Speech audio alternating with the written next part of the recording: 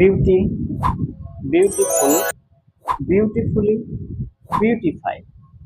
আসলে এগুলো কোন পার্টস অফ স্পিচ? হ্যাঁ, আমরা তো পড়ে এসেছি। Beautiful adjective, beautify verb, beautifully adverb, beauty noun. আচ্ছা, এগুলো তো তাদের স্ট্রাকচার, তাদের রূপই পরিবর্তন করেছে, যার কারণে আমরা পড়ার মাধ্যমেও অন্তত পক্ষে বুঝে ফেলতে পারবো এরা কোন পার্টস অফ স্পিচ। বাট এমন কিছু ওয়ার্ড আছে যেগুলো রূপের কোনো পরিবর্তন করে না, কিন্তু এদের পার্টস অফ স্পিচ চেঞ্জ হয়ে যায়। এগুলো আমরা কিভাবে ধরবো? তো চলেন একটা ট্যাকটিকের মাধ্যমে আমাদের আর কখনোই পার্টস অফ স্পিচ ভুল হবে না। আমরা যে কোনো সেন্টেন্স দেখলেই ওর ভিতর থেকে প্রত্যেকটা পার্টস অফ স্পিচ বের করে ফেলতে পারবো খুব সহজে। তো চলেন টেকনিকটা দেখে আসি। আমরা নিশ্চয় দেখেছি সংসদে প্রধানমন্ত্রীর একটা নির্দিষ্ট চেয়ার আছে যেখানে প্রধানমন্ত্রী বসেন, শিক্ষামন্ত্রীর একটা নির্দিষ্ট চেয়ার আছে যেখানে শিক্ষামন্ত্রী বসেন, স্পিকারের একটা নির্দিষ্ট চেয়ার আছে, স্পিকার ওখানেই বসেন, স্বরাষ্ট্রমন্ত্রীর একটা নির্দিষ্ট চেয়ার আছে, উনিও ঠিক ওখানেই বসেন। কখনোই এরা চেয়ার পরিবর্তন বা আসন পরিবর্তন করেন না। আচ্ছা, সেন্টেন্স গুলোর ভিতরেও কি পার্টস অফ স্পিচের এমন কোনো চেয়ার আছে? যদি থাকতো তাহলে কেমন হতো? আমরা যদি সেই চেয়ার গুলো বুঝে ফেলতে পারতাম যে এটা নাউনের চেয়ার, এটা অ্যাডজেক্টিভের চেয়ার, এটা অ্যাডভার্বের চেয়ার, এটা প্রিপোজিশনের চেয়ার, এটা কনজাংশনের চেয়ার, তাহলে কেমন হতো? নিশ্চয়ই ভালো হতো। হ্যাঁ, এমন একটা আসনই আছে যেটা আমরা এই ক্লাসের মাধ্যমে আপনাদেরকে খুব ক্লিয়ারলি ভাবে দেখিয়ে দিব যে কোন জায়গায় কার স্থান, কোন চেয়ারে কে বসে। একটা সেন্টেন্সের প্রথমে সাবজেক্ট থাকে, সেই সাবজেক্টের ভিতরে কি কি থাকতে পারে?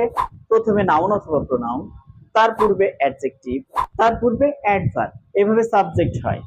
এরপরে হচ্ছে ভার্ব, ভার্বের পরে ওই সেন্টেন্সের রুম তৈরি হয়, যে রুমের ভিতরে সদস্য সংখ্যা সর্বোচ্চ থাকতে পারে 4 প্রকার। সে 4 প্রকারের কি কি?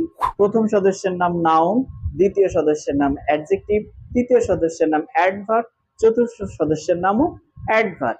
এরপরে সেন্টেন্সটা যদি আরো বৃদ্ধি করতে হয় তাহলে প্রিপোজিশন দিয়ে আরেকটা রুম তৈরি করতে হয়। অর্থাৎ প্রিপোজিশন হচ্ছে আরেকটা রুম তৈরি করার কাজে লাগে। সেই রুমের সদস্য সংখ্যাও সর্বোচ্চ 4 জন।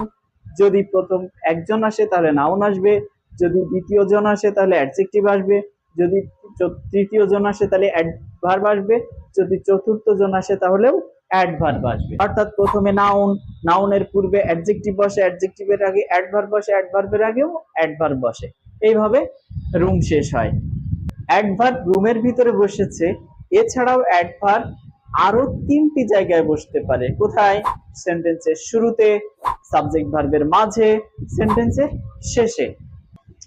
এরপরে যদি ভার্বটা হচ্ছে বি ভার্ব অথবা বিকাম হয় তাহলে প্রথম রুমের সদস্য নাউন বাদ হয়ে যায়, অর্থাৎ নাউন আসবে না। তাহলে প্রথম সদস্যের নাম কি হবে?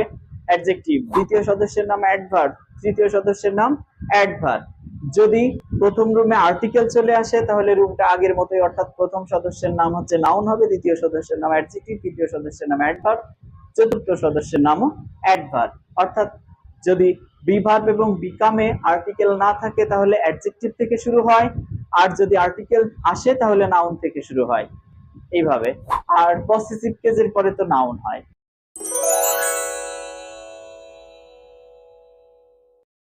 চলুন আমরা এবার দেখে আসি এই ডাউন শব্দটি একই রূপ ব্যবহার হয়েছে এক একটা সেন্টেন্সে, কিন্তু ওখানে পার্টস অফ স্পিচ চেঞ্জ হয়ে গেছে। যেমন he has seen the ups and down of life, সে জীবনের উত্থান পতন দেখেছে। এখানে ডাউন শব্দটি কোন পার্টস অফ স্পিচ হিসেবে ব্যবহার করা হয়েছে? এখানে দেখেন প্রিপোজিশন অফ আছে, অফ এর পূর্বে প্রথম ওয়ার্ড অর্থাৎ নাউন, তাহলে এখানে ডাউন শব্দটি নাউন হিসেবে ব্যবহার হয়েছে। ট্রাই টু ডাউন হিম, তাকে নামাতে চেষ্টা করো। এখানে কার জায়গায় বসেছে?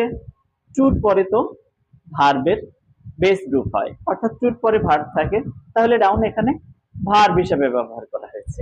The down train has left the station, এখানে দেখেন সাবজেক্টে প্রথম ওয়ার্ড তো দেন নাউন, নাউনের পূর্বে যে বসেছে সে তো অ্যাডজেক্টিভ, যার কারণে এখানে ডাউন অ্যাডজেক্টিভ হিসেবে ব্যবহার করা হয়েছে।